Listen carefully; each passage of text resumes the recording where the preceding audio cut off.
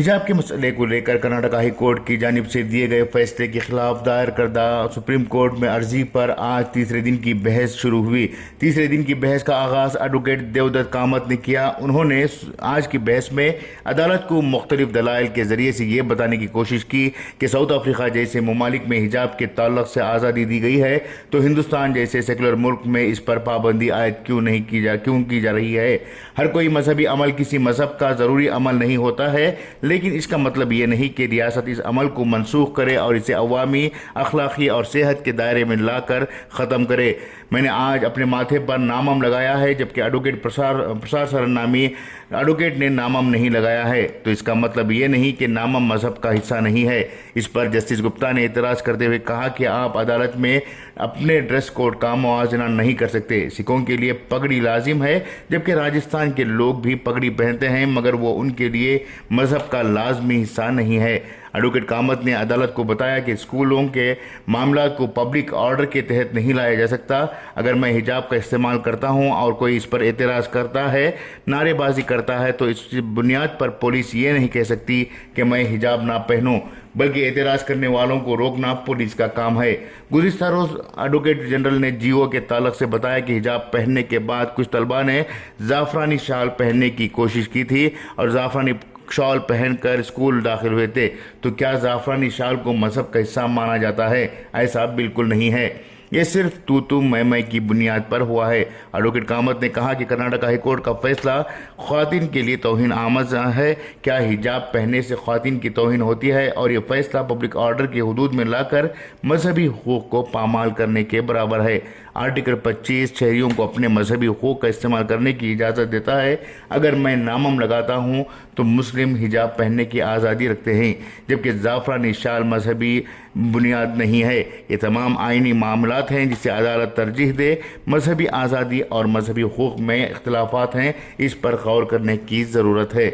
इन तमाम हवालात के बाद देवदत्त कामत ने अपनी बहस मुकम्मिल कर ली है। इसके बाद एडवोकेट निज़ाम पाशा ने अपना मौक़ूफ़ रखना शुरू किया। निज़ाम पाशा ने बताया कि देवदत्त कामत हिंदू लॉ के एक्सपर्ट हैं, जबकि मैं इस्लामिक लॉ का तालिबुल इल्म हूँ।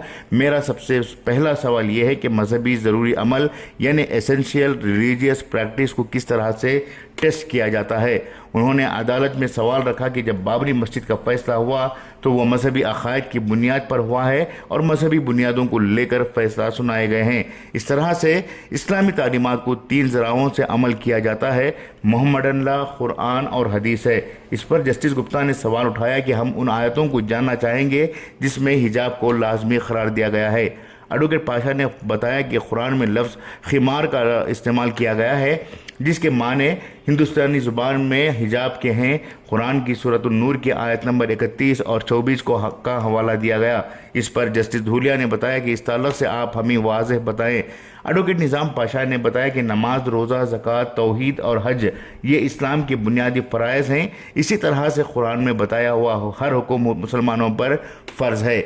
यहाँ जलबाब का हुक्म नहीं है, बल्कि हिजाब का हुक्म है, जो सर को ढांपने और सीने को छुपाने के लिए फ़र्ज़ है। जस्टिस गुप्ता ने पूछा कि बुरखा क्या है। इस पर एडवोकेट पाशा ने बताया कि बुरखा फ़ारसी लफ्ज़ जलबाब के लिए इस्तेमाल किया जाता है, जबकि हाईकोर्ट के जजों ने दूसरी आयतों की तशरीह को बुनियाद बनाकर फ़ैसला सुनाया है, जो दुरुस्त नहीं है और तशरीह का हवाला दिया गया है वो कुरान का हुक्म नहीं है।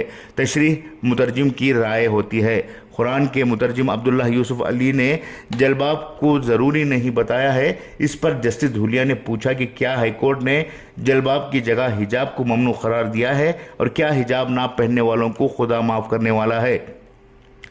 इस पर एडवोकेट पाशा ने हामी भरते हुए कहा, जी हाँ, यही कोर्ट ने गलती की है। जस्टिस गुप्ता ने फिर से पूछा कि कुरान की कौन सी आयत में हिजाब के ताल्लुक़ से बयान किया गया है। इस पर एडवोकेट निज़ाम पाशा ने सूरत नूर का हवाला दिया। उन्होंने कहा कि हाईकोर्ट ने हिजाब और जलबाब में माना नहीं समझा और अपने फैसले में गलती करते हुए हिजाब को गैर ज़रूरी करार दिया है और इसके ना पहनने से कोई गुनाह नहीं कहा है और इससे खुदा की नाफरमानी नहीं मानी जा सकती। जस्टिस धूलिया ने कहा कि इसमें किसी बात का तसादिम नहीं है, क्योंकि कुरान ने कहा है कि मज़हब में कोई दबाव नहीं है। इस पर एडवोकेट पाशा ने बताया कि सब मजहबी अमल हैं जो ज़िंदगी के बाद के लिए किए जाते हैं और इसकी सज़ा वहीं तय होती है, न कि वक्ती सज़ा यहाँ तय की जाती है। ایڈوکیٹ پاشا نے عدالت کو مزید بتایا کہ ہائی کورٹ نے مانا ہے کہ حجاب بہترین مذہبی عمل ہے، مگر جو تشریح عدالت نے کی ہے وہ درست نہیں ہے۔ قرآن میں الگ الگ مقامات پر اس تعلق سے بیان کیا گیا ہے، کیونکہ قرآن سلسلے سے نہیں اترا ہے بلکہ بعد میں اسے ترتیب دیا گیا ہے۔ مسلمانوں کے عقیدے کے مطابق قرآن ہر دور کے لیے اتارا گیا ہے اور اس کے معنی نہ کبھی بدلیں گے اور نہ ہی آیتیں بدلیں گے۔ حدیث میں پیغمبر اسلام محمد مصطفیٰ صلی اللہ علیہ وسلم نے کہا کہ چادر سب سے اہم ہے، اور قرآن نے کہا کہ پیغمبر کے احکامات کو مانو تو اس کے بعد اور کوئی حوالہ دینا ضروری نہیں ہے۔ ہائی کورٹ نے محمد محسن کے ترجمے پر شک ظاہر کیا ہے، وہیں اسی ترجمے کو اپنے فیصلے میں لیا ہے۔ جب طلاق ثلاثہ کا حوالہ قرآن و حدیث میں نہیں ہے تو عدالت اس پر فیصلہ سنا رہی ہے، جبکہ حجاب کا تعلق قرآن سے ہے تو اس میں کیوں فیصلہ نہیں ہو رہا ہے؟ اس پر جسٹس گپتا نے کہا کہ آپ اس سلسلے میں مختصر نوٹ دیں اور کون سی آیتوں کو اور کس مترجم کو پیش کرنا چاہیں گے وہی پیش کریں۔ عدالت نے اگلی سنوائی پیر کے دن طے کی ہے۔ پیر کی دوپہر 2 بجے سے عدالت اس معاملے میں پھر سے سنوائی کرے گی۔ بیورو رپورٹ، انقلاب نیوز، نئی دہلی۔